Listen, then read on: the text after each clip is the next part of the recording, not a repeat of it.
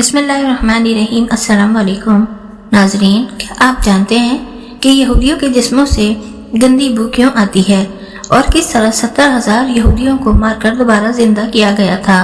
اگر آپ ان سوالوں کے جواب نہیں جانتے تو آج کی اس ویڈیو میں ہم اس حوالے سے گفتگو کرنے جا رہے ہیں جو یقیناً آپ کے لیے باعث علم ثابت ہوگی۔ دوستوں، آپ جانتے ہوں گے کہ یہودیوں کی بہت سی نسلیں اور فرقے ہیں، جن سے یہودی کی ایک نسل ایسی بھی ہے جن کی جلد کا رنگ مردہ انسانوں کی طرح پیلا ہوتا ہے اور ان کے جسموں سے مردہ لاش کی طرح کی بدبو ہر وقت خارج ہوتی رہتی ہے، یہاں تک کہ ان کا نیا لباس بھی تھوڑی ہی عرصے کے بعد کسی مردے کے کفن کی طرح گرد آلود اور تار تار ہونے لگتا ہے۔ یہ لوگ اپنی اس کمزوری یا نشانی کو چھپانے کے لیے بھلے کتنے ہی پرفیوم اور خوبصورت لباس استعمال کر لیں، ان کی تینوں نشانیوں سے کسی ایک نشانی کی وجہ سے پہچان لیے جاتے ہیں۔ یہ لوگوں میں گھل مل کر اپنی شناخت چھپا لیتے ہیں، لیکن اپنی اس مستقل شناخت سے زندگی بھر پیچھا نہیں چھڑا سکتے۔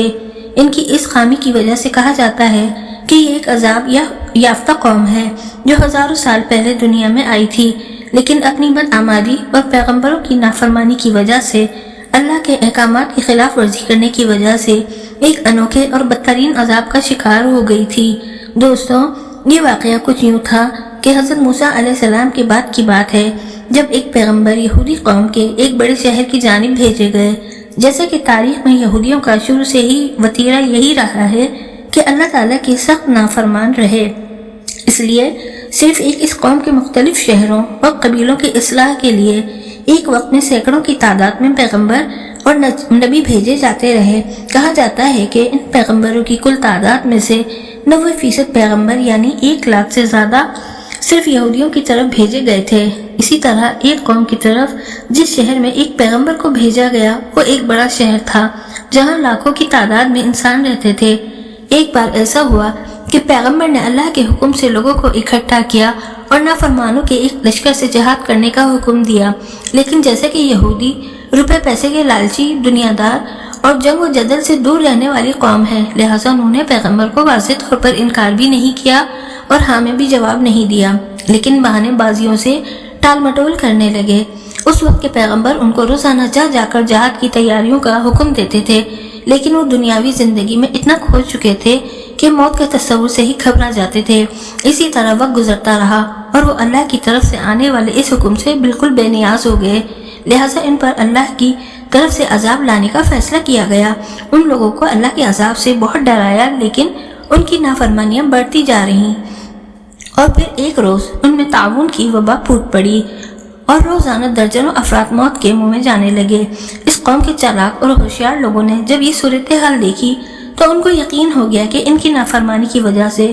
ان پر اللہ کا عذاب نازل ہو چکا ہے، چنانچہ وہ لوگ اس شہر سے نکلے اور دور دراز کسی جنگل میں رہنے کے لیے اٹھ کھڑے ہوئے۔ وقتی طور پر جگہ تبدیل کرنے کی وجہ سے وہ طاعون کے مرض سے بچ گئے، جس کو دیکھ کر انہوں نے فیصلہ کیا کہ وہ اسی جنگل میں اپنے بچوں، دوستوں، ساتھیوں اور رشتہ داروں کے ساتھ اس وقت تک مقیم رہیں گے جب تک ان کے شہر میں طاعون کا عذاب ٹل نہ جائے۔ ابھی ان کو وہاں رہے چند دن ہی گزرے تھے کہ ایک دن اللہ تعالیٰ نے ایک فرشتے کو بھیجا اور یہ ان کی چالاکی اور عقل ان کے کام نہ آئی اور ان پر عذاب پہنچ گیا۔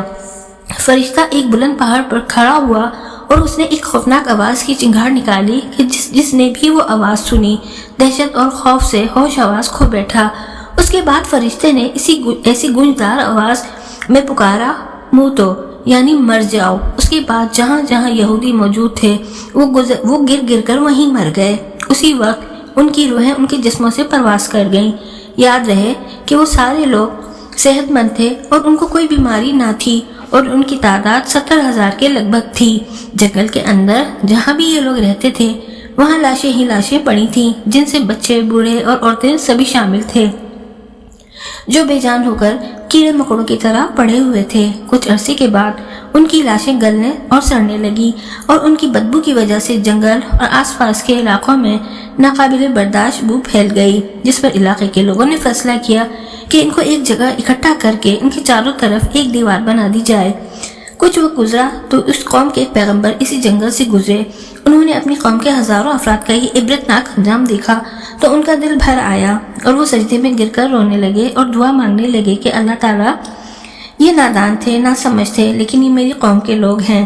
ان سے مجھے پیار تھا جس کے بغیر میں بالکل اکیلا رہ گیا ہوں۔ اگر یہ زندہ ہوتے تو میں ان کو تبلیغ کر کے نافرمانی سے بچانے کی کوشش کرتا۔ اے اللہ تو میری فریاد قبول کر اور ان کو دوبارہ زندہ کر دے۔ اس دعا کے بعد فرشتہ آپ کے پاس وحی لے کر آیا اور فرشتے نے کہا، اے پیغمبر، اللہ فرماتے ہیں کہ آپ ان کی لاشوں کو جن کی ہڈیاں بھی بگڑ چکی ہیں ان کو کہیے کہ اے ہڈیوں، اللہ تم کو حکم دیتا ہے کہ تم ہر ایک انسان کے لیے جمع ہو جاؤ۔ لہٰذا جب آپ نے یہ الفاظ ہڈیوں کو مخاطب کر کے کہے تو تنکوں کی طرح بکھری ہڈیاں اور ڈھانچوں کی شکل میں مکمل ہونے لگی اور دیکھتے ہی دیکھتے ایک انسان کا ڈھانچہ دوسرے سے الگ ہو گیا۔ اس کے بعد فرشتہ حاضر ہوا اور اللہ کا پیغام دیا کہ آپ ایک بار پھر ان سے کہہ دیجئے، اللہ تم کو حکم دے رہا ہے کہ تم اپنے ڈھانچوں پر گوشت پہن لو۔ لہٰذا اللہ کا یہ حکم سنتے ہی ہڈیوں پر گوشت جمع ہونے لگا، اور جب سبھی 70,000 ڈھانچوں پر گوشت چڑھ گیا تو فرشتے نے کہا کہ ایک بار پھر ان کو کہیے کہ اللہ حکم دے رہا ہے کہ تم سبھی کے سبھی زندہ ہو جاؤ۔ لہٰذا جیسے ہی پیغمبر نے حکم دیا سبھی لاشیں زندہ ہونے لگیں۔ دوستوں، بے شک یہ انسانی تاریخ کا انوکھا اور حیرت انگیز واقعہ تھا،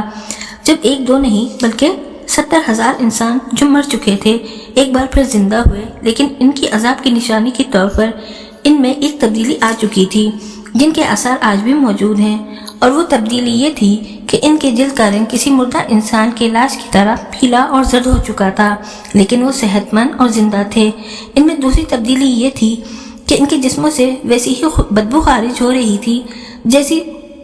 10-15 دن پرانی لاش میں سے پیدا ہوتی ہے، جبکہ تیسری تبدیلی یہ تھی کہ یہ لوگ جو بھی لباس پہنتے کچھ دن بعد اس کی حالت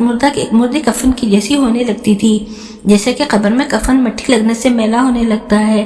اور کمزور ہو کر تار ہونے لگتا ہے۔ یہ تینوں نشانیاں ان کی زندگیوں میں شامل ہو چکی تھیں، حتیٰ کہ ان کی آنے والی نسلوں میں بھی یہ نشانیاں پائی جاتی ہیں، اور آج ہزاروں سال گزرنے کے بعد بھی اس نسل کے یہودی دنیا جہاں میں موجود ہیں اور ان میں یہ تینوں نشانیاں موجود ہوتی ہیں۔ قرآن پاک کی سورہ بقرہ میں آیت نمبر 243 میں اس واقعے کی سب سے بڑی دلیل ہے